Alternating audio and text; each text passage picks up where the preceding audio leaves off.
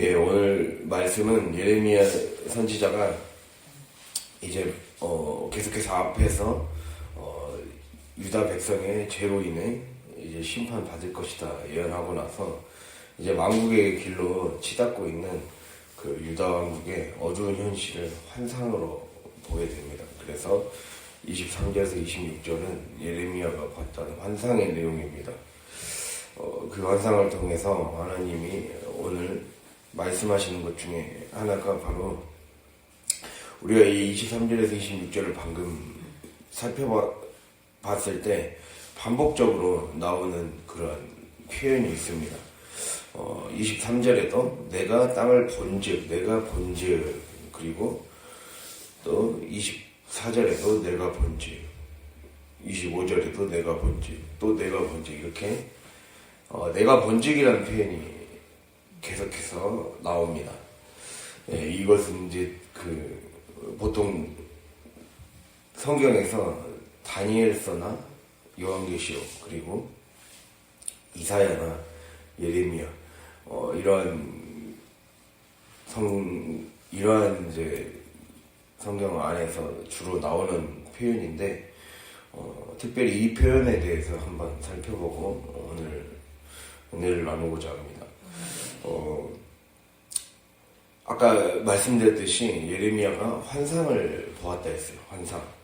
환상이라는 거는 보통 이제 우리가 그 세상 사람들이 생각하는 그리고 사전에서 말하는 환상은 눈앞에 없는 것 혹은 보이지 않는 것을 보이는 것처럼 보는 것을 환상이라고 이야기를 합니다. 눈앞에 없는 것이나 혹은 보이지 않는 것. 근데 그 사람은 보았다라는 것은 뭔가 남이 보지 못하고 느끼지 못하고 또 쉽사리 깨닫지 못하는 걸 보이게 된다라는 것을 말씀할 수 있습니다. 물론 그것이 어떤 사람은 질병일 수도 있겠지만 그러나 기본적으로 그걸 뒤집어서 말할 수가 있겠죠. 남이 보지 못하고 느끼지 못하고 쉽사리 깨닫지 못하는 것을 보고 있구나 라는 것들로 생각해 볼 수가 있습니다. 우리가 영적으로 생각해 봤을 때는. 그래서 이 말을 생각해 보면 우리가 깊이 관심을 기울이고 묵상해 보고 숙고해 보는 삶이 자리 잡히면 남이 보지 못하는 것을 보게 된다는 거예요. 남이 듣지 못하는 것을 듣게 되고 또 그로 인해 성장하고 성숙한 영의 사람이 될 수 있다라는 말씀을 하나님께서 오늘 지금 말씀하고 있다는 겁니다. 그래서 하나님이 보여주시는 예비하시는 길을 향해 우리가 그 발걸음을 내딛다 보면 보이게 된다는 겁니다. 그것을 주님이 말씀합니다. 우리가 내가 본즉 했을 때 이게 이제 보통 선지자를 다른 말로 선견자라고 합니다. 사무엘상 9장 9절에 선견자라는 표현이 있어요. 그래서 이 선견자라는 것을 원래 선견자가 두 가지의 그러니까 히브리어에서 두 가지가 쓰이거든요. 하나는 로에라는 말과 하나는 호제라는 말이 있어요. 로에는 우리가 먼저 호제가 무슨 뜻이냐면 환상을 통해 하나님 말씀을 계시받거나 혹은 예언의 말씀을 받는 자를 호제라고 해요. 그리고 로에는 거기보다 조금 더 일반적인 뜻입니다. 어떤 사실들을 보고 분별하는 자, 그게 바로 로예요. 여기서 쓰인, 그러니까 내가 본즉에서 쓰인 것은 로예입니다. 로예. 그러니까 로에는 그 선견자라는 뜻도 있지만 그거에서 더 나아가서 어떤 사실들을 보고 분별하는 자, 그게 바로 로에라는 거죠. 그래서 우리가 아까 제가 호제라고 그랬잖아요. 호제라는 것을 볼 수 있는 성경 구절은 바로 잠언 29장 18절입니다. 우리가 한번 찾아볼까요? 잠언 29장 18절.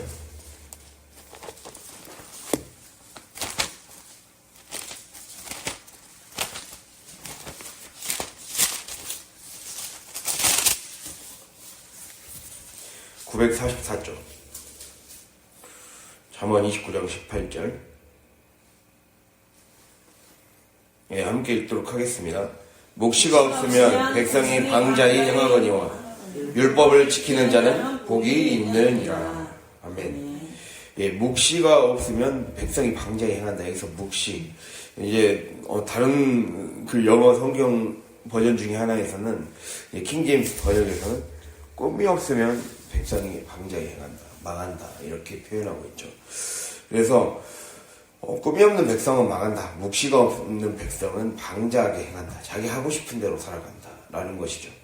그러니까 우리가 결국에는 하나님, 우리가 영적인 눈이 열리기 시작하다 보면 마음대로 살 수가 없게 된다는 것을 보게 됩니다. 우리 뜻하는 대로 방향 없이 목적 없이 여기저기 방황하며 방랑하는 존재가 아니라 목적지를 향해 그 제시하신 길을 향해 가는 존재가 되기 때문에 방자에 행하지 않는다는 거예요. 그러니까 우리가 볼 줄 알아야 꿈꿀 줄도 아는 거죠. 그러니까 여기 말하는 호재나 로에에서 파생된 그런 영어 단어가 바로 비전입니다. 비전. 우리가 하나님이 주시는 꿈을 보는 것. 그것이 바로 주님이 우리에게 말하는 그런 보는 자가 되어야 된다는 겁니다. 제가 오늘 이 말씀을 드리는 이유가 이 말씀 설교를 준비하면서 내가 뭔지 어떻게 하면 하나님이 보여주시는 것들을 볼 수 있을까를 질문을 한 거죠.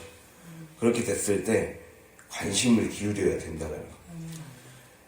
하나님의 말씀을 매일매일 숙고하고 읽어내려고 하고 그래서 뜻을 알려고 노력하는 자가 하나님이 보여주신다. 그러한 사람이 방자에 행하겠습니까? 망하는 길로 가지 않죠. 그래서 결국에는 이 본문에서 이스라엘이 결국에는 망국의 길로 가게 된 이유는 꿈이 없었기 때문에, 보지 않았기 때문에, 하나님이 보여주시려고 했던 것을 또는 보여주셨던 것을 보려고 노력하지 않았고 들으려고 하지 않았고 따르려고 하지 않았기 때문에, 그리고 관심을 기울이지 않았기 때문에, 우리가 관심을 주지 않으면 점점 우리의 눈에서 귀에서 사라지게 되어 있는 거예요. 하나님은 우리 삶에 여러 형태로 계속 몸짓을 하고 계시죠. 몸짓을 하고 계시고 말씀하고 계시죠. 그러나 우리가 관심을 기울이지 않으면, 귀를 기울이지 않으면 그것은 나의 것이 되지 않는다는 거죠. 우리가 그 유명한 시처럼 꽃의 몸집을 내가 관심을 기울이지 않으면 그 꽃이 나에게로 의미가 될 수가 없는 것처럼, 우리가 삶에서 하나님 말씀이 내 삶의 의미가 되고, 그래서 그것이 내 삶을 살찌우게 만드는 그러한 피와 살이 되게 하려면 내가 관심을 기울여야 되고 묵상해야 된다라는 것을 주님이 말씀하고 있다는 겁니다. 그래서 우리는 영안이 열려야 돼요. 아까 제가 말씀드린 것처럼 삼견자에는 호재와 로에가 있다는 거예요. 호재는 한마디로 하나님이 주시는, 하나님은 우리의 삶에 말씀을 통해 계속해서 계시하시고 보여주신다라는 의미가 더 강합니다. 그래서 그것을 봐야 된다는 거예요.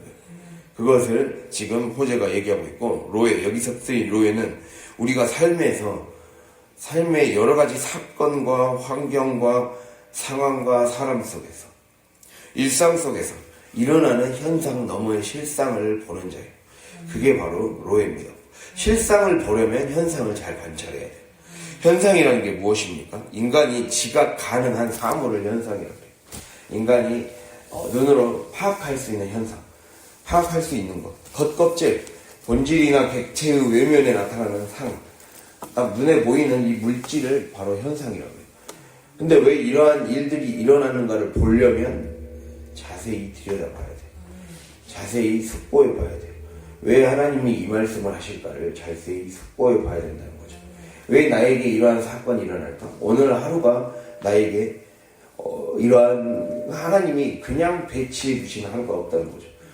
우리가 그 천지 창조를 할 때도 하나님의 계획표에 따라 첫째 날, 둘째 날, 셋째 날, 넷째 날, 다섯째 날, 여섯째 날 딱 계획에 따라 배치가 되어 있어요. 인간을 먼저 창조할 수도 있는데 빛부터 창조하고 모든 그 나중에 동물 창조하고 나서 그 다음에 인간을 창조하잖아요. 그렇게 모든 것에는 다 하나님의 이유가 있고 하나님의 계획이 있다는 거예요. 그런 것들을 읽어내려고 하는 점. 나의 하루를 나의 인생 스토리를 그렇게 배치하신 이유가 있다. 구성하신 이유가 있다. 그거를 읽어내려고 하는 자에게 하나님은 더 많이 말씀하시고 의미를 깨닫게 하시고 보여주신다. 그래서 볼 수 있게 되었다. 예레미야는 그렇게 해서 볼 수 있게 되었고 성경의 많은 인물들이 그렇게 환상과 하나님의 뜻을 보게 되어서 시대를 앞서가는 자가 될 수가 있었다는 거예요. 선견자가 되어야 선구자가 되죠. 네. 무엇인가 앞서 길을 걸어가서 더 이상은 이 우리의 삶을 나락으로 치닫지 않게 해주는 자가 될 수가 있는 거죠. 우리는 선구자가 되어야 되는 거예요. 제가 말씀드렸잖아요. 그리스도인의 길은 하나님이 제시하시는 길을 새로 개척해가는 자들. 개척해가는 자들. 내가 너에게 지시할 땅으로 가라. 이거는 진짜 가문을 새로 만들어주겠다는 거예요. 굳이 명문 가문을 두고 당시에 가장 잘 나가던 나라를 팽개치고 지시할 땅으로 가라. 전혀 새로운 나라를 가서 거기에서 새로운 가문을 만들어주겠다는 거예요. 그러니까 하나님은 우리의 삶에 세상이 따라갈 수 없는, 세상이 흉내낼 수 없는 그런 부를 만들어줄 수 있다. 세상이 흉내낼 수 없는 명예를 만들어줄 수 있다. 부와 명예와 모든 권세가 내게 있도다 그랬잖아요. 그것을 주님이 우리에게 말씀하고 있죠. 그래서 우리에게 중요한 것은 하나님이 열어주실 이미 삶을 통해 말씀하시고 제시하시는 것을 관심을 가져야 더 많이 열리고 깨달을 수 있다. 이거를 주님이 우리에게 말씀하신다는 것. 그래서 사건과 환경과 사람과 상황 속에서 일어나는 현상 너머의 실상을 보는 자. 실상이 무엇입니까? 우리가 껍질을 벗기면 나오는 알맹이가 실상이죠. 그러니까 내 사건을 통해, 상황을 통해, 사람과 여러 가지 삶의 스토리를 통해 그 안에 껍질을 벗기면 하나님이 하고자 하시는 메시지가 있다는 거예요. 말씀이 글씨만 있는 것이 아니라 그 글을 파고 들어가서 읽고 숙고하다 보면 메시지가 내 안에 딱 깨달아지기 시작하고 그게 내 삶을 살아가는 힘이 되죠. 그러나 마찬가지입니다. 이것과 마찬가지로 우리의 삶의 스토리도 그냥 일어나는 것이 아니라 겉으로 봤을 때는 그게 평범한 것처럼 느껴지고 때로는 피하고 싶은 것처럼 느껴지고 때로는 덮어버리고 그냥 없애버리고 다시 시작한 것처럼 느껴지기도 하겠지만은 중요한 건 그것을 그렇게 하신 이유를 발견하고자 하는 것. 그게 중요한 겁니다. 그렇게 해서 하나님의 스토리가 어떻게 쓰여지길 원하시길래 나는 그 안에서 그 실상을 깨닫게 되는 거예요. 하나님의 메시지를 깨달으려는 거예요. 그것을 깨달으려는 모습. 그래서 실상은 실제 모양, 실제 상태, 실제 있는 그대로의 참모습. 그 안에서 하나님의 일하시고자 하는 그 뜻이 있다는 거예요. 그것을 발견하고자 하는 우리의 노력이 필요하다는 걸 주님이 우리에게 말씀하고 있습니다. 그래서 현상을 통해 실상을 읽어낸다는 것은 하나님의 시그널을 읽어내는 거예요. 우리가 요한복음에서 보면 표적이라는 단어가 많이 나오죠. 사람들은 기적을 보려고 하지만 하나님이 우리에게 요구하신 것은 표적을 보라고 했어요. 표적. 즉 그 안에 시그널을 읽어내라는 거거든요. 표적은 사인이에요. 시그널. 거기에서 말씀하고자 하는 신호가 있다는 거. 우리는 단순히 하나님 이렇게 되게 해주세요를 바라지만 하나님은 이미 삶에서 메시지를 삶을 통해 내셨다는 거예요. 그게 우리에게 더 중요하다는 것을 말씀하고 있습니다. 물이 포도주가 되어 바뀌는 그러한 기적만 볼 것이 아니라 왜 그 기적을 행하셨는가? 하나님 왜 그때 하셨는가? 예수님은 왜 그때 이러한 말씀들을 하셨는가? 그거를 숙고해 봐야 된다. 그게 우리의 삶의 지금 계속 이러한 말씀 제가 하는 이유가 내 삶에 관심을 가져라. 내 삶의 스토리에 관심을 갖고 그리고 일어나는 사건과 일상에 깊은 관심과 마음을 기울여라. 그렇게 될 때 우리의 삶이 진짜 제대로 보게 된다. 보는 자가 된다. 특별한 사람만 선지자가 되고 특별한 사람만 선견자가 되는 것이 아니라 하나님은 우리 모두가 보는 자가 되기를 원한다고 그랬어요. 민수기 보면 하나님께서 모든 사람이 예언하는 자가 되기를 원하더라. 이렇게 하나님이 말씀하고 있어요. 그리고 요엘서에서도 말세에 내가 성령을 너희에게 부어주리니 그때 자녀들은 예언할 것이요 청년들은 환상을 보고 아비들은 꿈을 꾼다 했어요. 이 말씀은 제가 이전에 금요기도회 때 이 말씀을 한 적이 있어요. 이 말씀은 굉장히 중요한 말씀입니다. 원래 예언을 하고 환상을 하고 꿈을 꾸고 그것을 말하는 주체는 구약시대 때까지만 해도 모두 다 선지자와 제사장의 몫이었어요. 기름 부음 받은 자, 왕과 제사장, 선지자만 성령을 받아 기름 부음을 받을 수 있었고 그 기름 부음을 따라 그 권능을 행사할 수가 있었어요. 그런데 말세에 모든 육체에 부어준다 했어요. 우리 다에게 부어준다라는 거예요. 우리 다가 선견자가 되어야 돼. 우리가 볼 수 있는 자가 되어야 돼. 깨달을 수 있는 자가 되어야 된다는 거죠. 그거를 주님이 우리에게 말씀하고 있습니다. 그래서 하나님의 깊은 뜻, 하나님의 의지를 분별해내는 자가 바로 선견자라는 겁니다. 그것을 주님이 우리에게 말씀하십니다. 우리가 그래서 이 내가 본즉, 이 본즉에 해당하는 그 가장 딱 연결되는 적용 말씀이 바로 창세기 22장입니다. 아브라함이 이삭을 바치고 나서 이제 하나님이 천사를 불러서 나타나서 거기서 나온 유명한 용어가 무엇입니까? 여호와 이레. 찾아볼까요? 창세기 22장 하면 여호와 이레입니다. 하나님이 어떻게 예비하셨는가?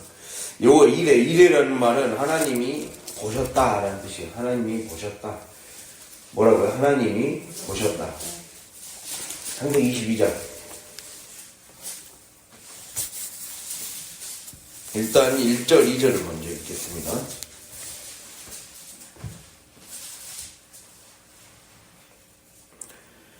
함께 읽겠습니다. 그 일 후에 하나님이 아브람을 시험하시려고 그를 부르시되 아브라함아 하시니 그가 이르되 내가 여기 있나이다.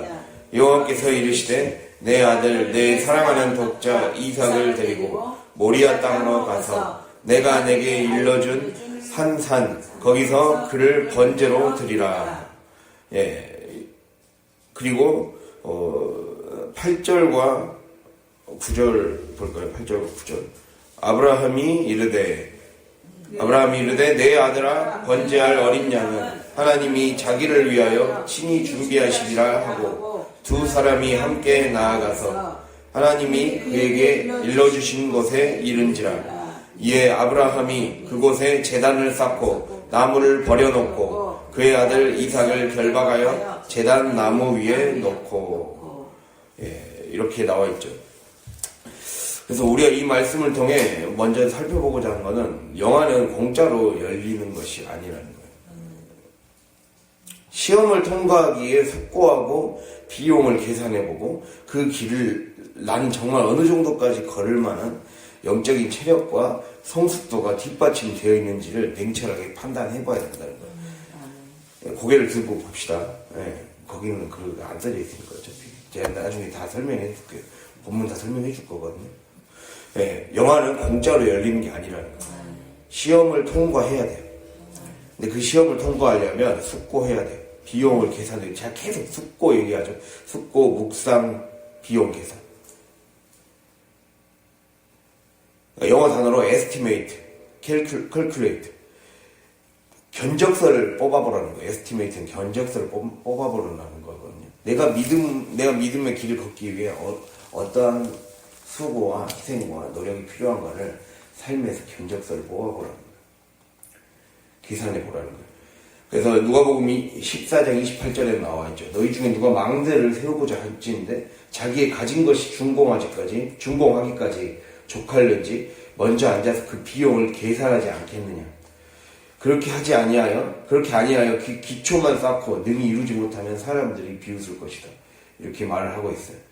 그러니까 우리가 믿음의 길을 걸으려면 확실하게 내가 나를 하나님께 던질 각오를 하고 그 계산을 확실히 하고 남들에게 비웃음 당할 일을 만들지 말라고 주님이 우리에게 확실하게 얘기하고 있어요. 나의 시간과 물질, 생각과 목적, 그 모든 것이 온전히 하나님께 집중이 되어야 된다는 거죠.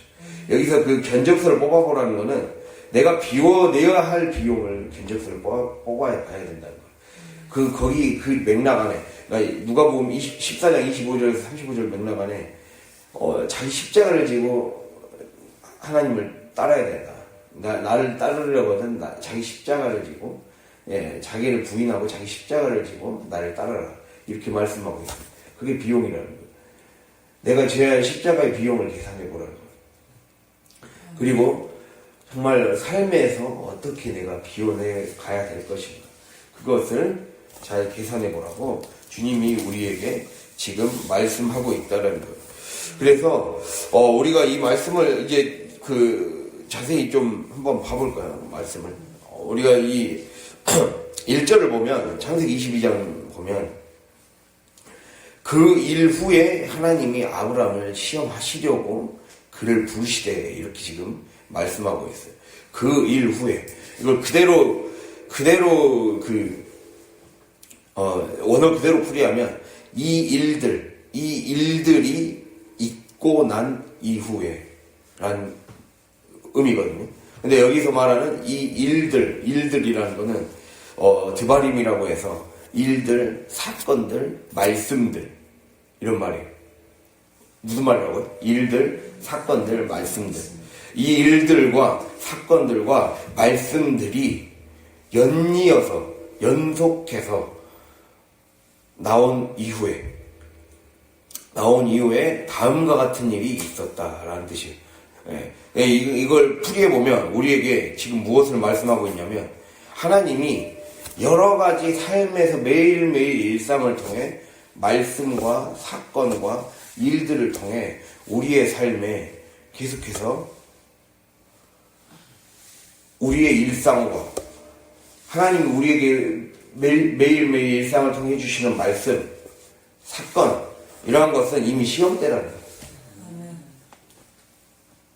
이해가 되셨습니까? 그러니까 우리 하루하루가 시험대라는 거예요. 하루하루 매일 고사를 치르고 있다는 거예요. 매일매일 수시 수행평가를 치르고 있는 거죠. 제가 중학교 때부터 수행평가라는 게 생겨갖고, 예전 어른들 그냥 시험만 잘 보고 끝났잖아요. 그냥 중간고사, 기말고사 이런 거만. 그런데 수행평가라는 게 생기면서 평상시 태도 점수, 출석 점수, 이 숙제해서 잘해온 횟수, 이런 걸 감안해갖고, 다 그것도 성적에 다 반영했어요. 그러니까 우리가 한마디로 하나님이 우리의 삶에 수시로 수행평가를 하고 있다는 거예요. 지금 그 말씀을 하는 거예요. 이 일들이, 이 말씀들이, 그 일 후에, 그냥 우리가 번역하면 그 일 후에 하나님이 아브라함을 시험하시려고, 시험의 시간이 왔나 보구나, 이 말이 아니라, 그 말씀들이 연이어서, 그 말씀들, 사건들, 일들이 연이어서 있고 난 후에 시험하시려고 있었다. 이 말은 시험이 계속 있었다는 거예요. 하나님이 우리의 삶에 계속해서 내 삶의 하나하나가 시험대다라는 것을 주님이 우리에게 말씀하고 있어요. 사실 우리의 삶은 이미 소규모의 시험을 치르고 있는 거예요. 그러니까 나의 하루는 시험대예요. 내가 시험대에 지금 성적이 반영되고 있는 거예요. 그것을 생각하고 임해야 돼요. 성적이 반영된다고 생각하면 우리 영적으로 생각했을 때 우리도 서울대 가기는 글렀어요. 진짜 엄밀히 생각하면 우리 성적 반영이 참 문제가 많죠. 그래서 어쨌든 그런 수능이나 행시, 사시, 시험을 치러내는 시험장에 우리는 서 있단 말이에요. 그때 우리는 언제든지 믿음의 조상들처럼, 지금 아브라함 하시니 어떻게 해요? 그때 아브라함 하시니 그가 이르되 내가 여기 있나이다. 언제든지 내가 여기 있나이다라는 표현은 들을 준비 되어 있습니다. 언제든지 들을 준비 되어 있습니다. 뜻이에요. 언제든지 들을 준비 되어 있습니다. 지금 당장 하나님의 말씀에 나는 대답하고 움직일 준비가 되어 있습니다. 이런 뜻이에요. 그거를 내가 여기 있나이다, 이런 뜻으로 하고 있어요. 그게 우리의 자세가 되어야 돼요. 하나님은 우리의 삶에 언제든지 시험을 하시기 때문에. 근데 그 시험은 여러 가지 다양한 형태로 옵니다. 하나님이 직접 우리 삶에 말씀하실 때도 있고, 그리고 하나님이 마귀의 유혹을 허용할 때가 있다는 거예요. 그것을 삶의 수많은 사건들을 통해 지금 말씀하고 있다는 거예요. 그래서 우리의 내가 요즘 겪는 마음의 변화를 통해서도 이러면 안 되겠구나. 내가 시험대로 여기고 살아가야 된다는 거. 우리의 마음을 흐트러뜨리려는 마귀의 유혹과 손길을 통해서도 하나님이 보내셨구나. 나는 수많은 여러 가지 어려움이 있을 때 어떻게 대처할 것인가를 주님이 크고 작게 시험하고 있구나. 라는 것을 주님이 우리에게 말씀하고 있다는 겁니다. 그래서 나의 작고 사소한 평범한 이 시간이 시험 점수 수행평가로 반영되고 있다. 이거를 꼭 기억할 수 있길 바랍니다. 그러면서 지금 2절 보면 모리아 땅으로 가서 내가 너에게 일러준 한 산 거기서 그를 번제로 드리라. 그래서 우리가 보면 내가 너에게 2절에 내가 너에게 일러준 한 산이라 그래요. 근데 이게 진짜 우리말 번역 제대로 해야 돼. 이게 참 문제예요. 내가 너에게 그때 말해줄 여러 산들 중 하나로 올라가야 된다. 그 말이에요. 그러니까 여러 산들을 너가 찾아가야 된다. 그 중에 내가 하나를 지정해 줄 것이다. 이 말이거든요. 그러니까 여러 가지에 올라가 봐야 돼. 내가 삶에서 시험을 통과하려면 하나님이 내게 올라가라고 하시는 크고 작은 언덕과 산과 장애물들을 통과해야 된다. 지금 그 말씀을 하고 있는 거예요. 정확히 번역하면 여러 산들 중 한 산, 거기서 그를 번제로 드려야 된다. 거기서 이삭을 번제로 드려야 된다. 지금 그 말을 하고 있는 거예요. 그러니까 우리의 삶에 하나님께 제대로 여호와 이레의 축복을 맛보고 싶다면 그러니까 요 이레라는 거는 하나님이 보여주신다. 하나님이 마련해 주신다. 라는 뜻이에요. 하나님 모든 필요한 것들을 마련해 주신다. 근데 그 마련한 것들을 맛보기 위해서는 내가 여러 산들을, 여러 언덕들을, 크고 작은 장애물들을 통과해야 된다. 지금 그 말씀을 하고 있는 거죠. 그 중에서 너가 열심히 그때 내가 말을 해줄 테니까 그 말씀 따라서 하나하나 언덕들을 통과하고 장애물들을 통과하고 그러면 내가 비로소 알려줄 때가 온다. 라는 것을 지금 말씀하고 있다는 거죠. 그래서 내가 응답받고 싶다면 하루하루의 시험대를 통해 나는 하루하루 시험대에 서 있다. 그리고 하나님이 중요한 인생의 순간순간마다 언덕들을 넘으라고 할 것이다. 장애물들을 넘으라고 할 것이다. 그때 넘어야 된다. 그럼 넘으려면 봐야 되죠. 그래서 모리아 땅, 모리아라는 말이 보여주는 곳이라는 뜻이에요. 보여주는 곳. 네. 오늘 말씀이 다 거기에서 나온 거예요. 라아라는 동사가 보다라는 거거든요. 내가 본즉 모리아 여호와 이레 다 똑같은 단어에서 나온 거예요. 이 단어 갖고 지금 설교를 하는 거예요. 그러니까 모리아 땅 하나님이 그때 보여주시는 것들을 관심을 갖고 기울여야 내가 모리아 땅이 보이는 거예요. 관심을 갖고 기울여야 이거는 아이고 왜 이런 일이 생겼어 불평 원망할 게 아니라 시험대에 들어섰구나. 내가 여기 있나이다 라고 나는 반응되어 있는 것. 그럴 준비가 되어 있는 것. 내 입술이 준비되어 있고 내 마음 상태가 준비되어 있는 것. 그 성경의 인물들의 대답의 본보기를 따르라는 것. 내가 여기 있나이다. 듣겠나이다. 내가 여기 있나이다. 주의 종이 듣겠나이다. 이러한 자대로 임해야 된다. 주님이 우리에게 말씀하고 있습니다. 그래서 신앙은 어떤 한 그 랍비 학자가 이렇게 얘기했어요. 신앙은 산 꼭대기로 올라가는 과정이다. 산 정상으로 올라가는 과정이다. 여호와의 산, 하나님이 우리에게 보여주실 그 산을 향해 올라가는 것이 신의 산을 향해 올라가고, 호렙산, 갈멜산 다 올라갔잖아요. 산을 올라갔잖아요. 하나님이 계신 곳을 향해 올라가는 과정. 저 높은 곳을 향해 올라가는 과정. 우리가 하나님이 요구하시는 더 높은 언덕을 향해 올라가야 하나님을 만날 수 있고, 그곳에서 주님이 우리의 삶에 예비하신, 마련하신 그 은혜들을 누릴 수가 있다. 그거를 주님이 우리에게 말씀하고 있다는 것을 반드시 기억할 수 있기를 바랍니다. 그렇게 될 때 주님이 그것이 우리의 삶에 은혜로 다가오게 된다는 걸 반드시 기억해야 됩니다. 그래서 주님이 그렇게 하루하루 산꼭대기로 올라가는 과정, 그 영성의 과정을 겪기를 바라십니다. 그렇게 돼야, 그러니까 내가 그것을 관심을 기울이지 않으면 그것이 나에게 시험 점수가 반영되는 평가되었다는 걸 깨닫지 못하고 방황이 되는 거죠. 그러니까 어떻게 해서 우리가 예레미야처럼 남이 보지 못한 걸 보게 되고 남이 듣지 못한 걸 듣게 되고 깨달을 수 있는 눈이 열려야 모리아 땅 중에 하나님이 예비하실, 마련하실 축복의 동산으로 올라갈 수 있게 되고, 그곳에서 주님 만나는 거죠. 그곳에서 길이 열리는 것을 경험하게 되는 거죠. 그래서 관심에서부터 시작해라. 묵상에서부터 시작해라. 말씀이 내 삶에 무엇이 깊숙고 그것에 파고들 수 있도록 해라. 그래서 영성은 두 가지로 표현될 수 있어요. 올라가는 것이거나 파고드는 것이거나. 제가 어떠한 강의, 영성에 관련된 강의를 듣다가 아브라함과 이삭의 영성을, 그 신앙의 스타일을 결국에는 본질적인 건 똑같은데 얘기를 한 적이 있는데, 아브라함은 올라가는 영성을 대표한다. 모리아 땅을 향해 올라간다. 모리아 산을 향해 올라가는 것. 이삭은 점점 파죠. 자기를 살릴 르호봇의 우물을 찾아서 계속 우물을 파죠. 우리가 우물을 판다는 건 무엇이에요? 하나님이 내 안에 채워줘요. 생명수생으로 나를 채우기 위해 계속해서 파야 됩니다. 나를 파고 들어가야 돼요.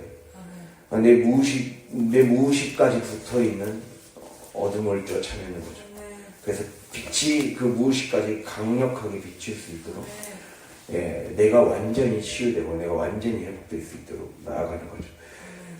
그래서 묵상적인 삶이 우리의 삶에 늘 기본 베이스가 깔려 있어야 돼요. 말씀 많이 읽고 말씀 많이 묵상하고 그 말씀을 읽어내고, 하나님이 성경에 기록해 놓은 말씀과 일상에 뿌려놓은 말씀을 잘 읽어내고 파고 들어가서 그걸 살아내고 들으려고 할 때 우리의 삶이 산다라는 거예요. 그렇게 될 때 주님이 우리에게 이제 딱 내가 이렇게 믿음의 여정들을 하루하루 시험대를 잘 통과하다 보면 이제 딱 결정적일 때 알려주시는 거예요. 여기가 그 땅이다 라고 하면서 이제 순간이 오는 거죠. 내가 가장 소중히 여기고, 우리가 아까 말씀 읽었듯이 구전에 아브라함이 그곳에 제단을 쌓고 나무를 버려놓고 그의 아들 이삭을 결박하여 제단 나무 위에 놓았다 그래요. 결박하여 나무 위에 놓았다, 묶었다라는 거죠. 그러니까 하나님이 보여주실 산으로 가서 내가 묶여지고 내가 결박되고, 즉 내가 가장 아끼고 소중히 여기던, 집착하고 놓지 못했던 내 옛모습의 흔적들을 잘 결박해서 묶고 나무 위에 내가 놓여질 때, 십자가에 못 박혀질 때 그 수고를 기꺼이 해내는 자가 하나님의 이레의 축복을 맛보게 된다라는 것이죠. 그래서 우리는 산에서 내려가면 안 됩니다. 아브라함의 여정을 살펴보면 내려가면 저주가 임했습니다. 그러나 올라가면 하나님의 은혜를 맛봤어요. 애굽으로 내려갈 때 그는 아내를 속이게 되고, 그로 인해 잘못해서 저주를 받을 뻔했어요. 그리고 만약에